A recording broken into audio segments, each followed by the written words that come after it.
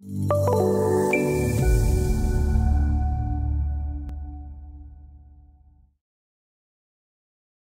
right, so jumping into the first activity, the configuring of product restrictions for an activation key.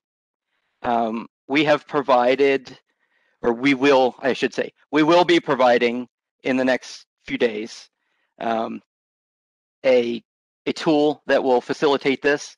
It's very possible to do this configuration manually today, but it is a bit tedious if you have a lot of restrictions set up for a particular activation key, and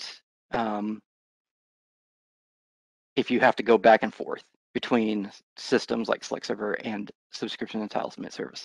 So we've provided a tool that will help you do this a little more seamlessly.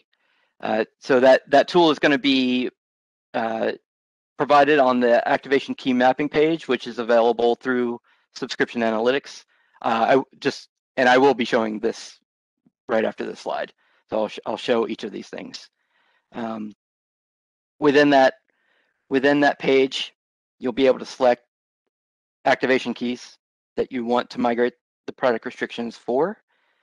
You'll hit the migrate button, and then it will do a little bit of thinking, particularly if it's a long list of restrictions. It might take a little bit of time, but certainly not a long time.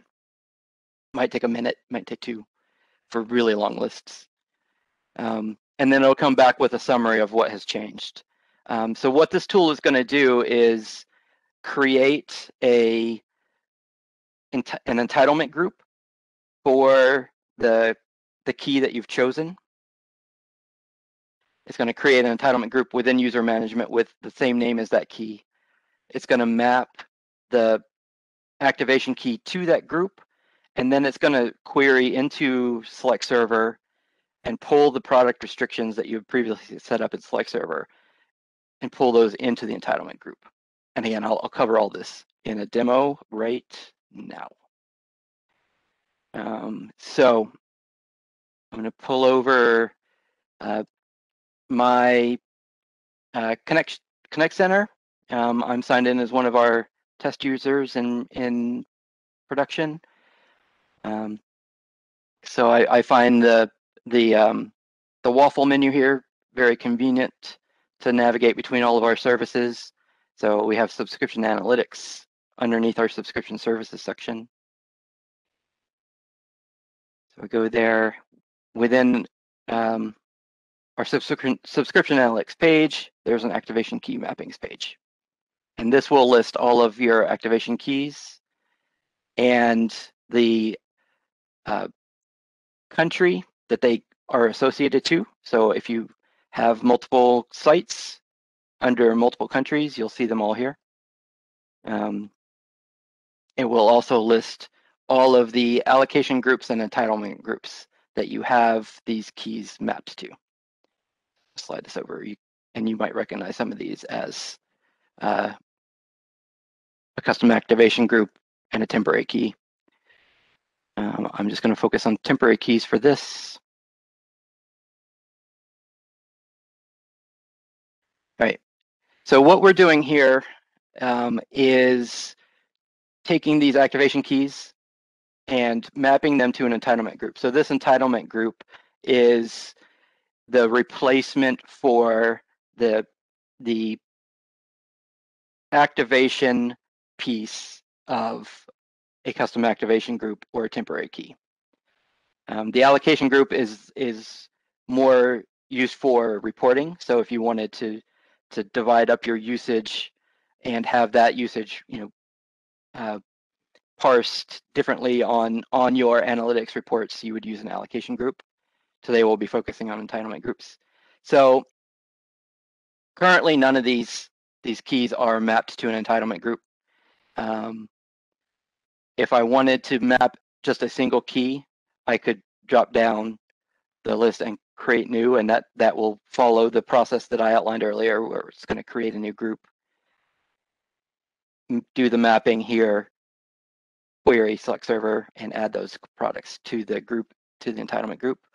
The other alternative is to select multiple keys at the same time and use the configure button here. So I'm going to go ahead and do that.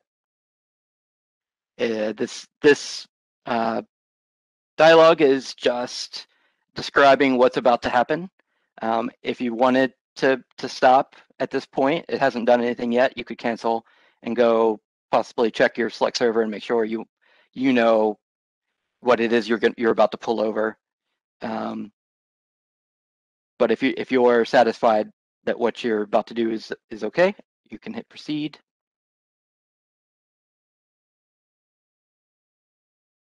And it'll think for a minute, and then it'll come up with a summary. So again, you can see here that it has used an existing group. I'd previously run this before, so the group was already existed with this name. It mapped the key to the group, and then it pulled over these products. And then it did the same for the second key, and it had this key had a different set of products. So we can close that. Now we can see that these keys are mapped to an entitlement group.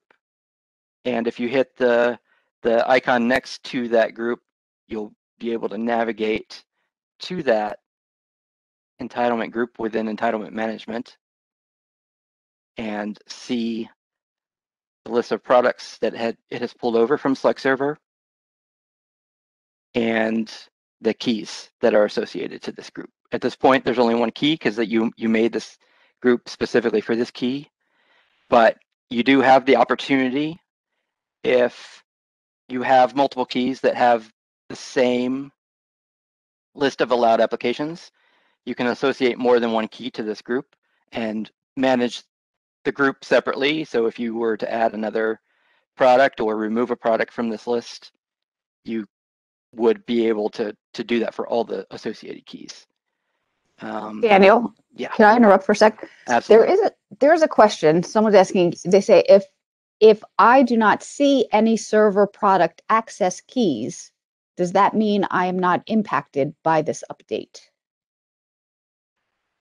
Maybe not. I think we have a change coming within that activation key mapping page. Right now, I believe if we don't have any entitlement groups to map, we don't show the list, but we're going to be changing that in the next day or two so that you see all your keys. One way to get around that at the moment would just be to go into user management and just create a group. Just create one entitlement group, and it'll get past that. That page was originally made just to map groups, so if we didn't have any groups, it wouldn't make any sense to show anything, but now I believe it does make sense to do that. So I think the arbiter of whether you have something to do is how you have things configured in select server. If you have temporary keys or custom activation groups with product restrictions, and you want to keep those product restrictions in place from the date of the switch on April 30th, then you do have something to do. If you are okay with the configurations as they are under the country that the key is mapped to, then you may be fine not doing anything. Okay. Were there any other questions, Gina, while I'm No, not at this time. Okay, all right. So again, I'll restate this entitlement group now has a set of products. These products are what is going to be available to the mapped keys, and you can map more than one key if they all share the same list of products that should be allowed. The other thing I'll point out is that within this interface, you can enable or disable a key. This is something that you could do in select server, enable or disable these keys for custom activation groups and temporary keys. You could not do that for a standard key, but in select server, I mean in subscription entitlement service here, you can disable a site key and keep it from from activating any products, if that's what you want to do. And that has occasionally come up, that someone has wanted to disable a site key. All right, jumping back here, again, if you wanted to map more than one key, you can do it in the interface I was just showing in entitlement management, or you could do it here. So if I wanted to say demo 3 key here, and I wanted to map it to the same entitlement group, now these 2 keys will activate the same set of products. And you can enable or disable them individually, even if they are mapped. It's not going to remove the mapping. Right. Let me see, what else did I want to say here? I think that's it. So I'm going to move back into the presentation and talk about checkout restrictions.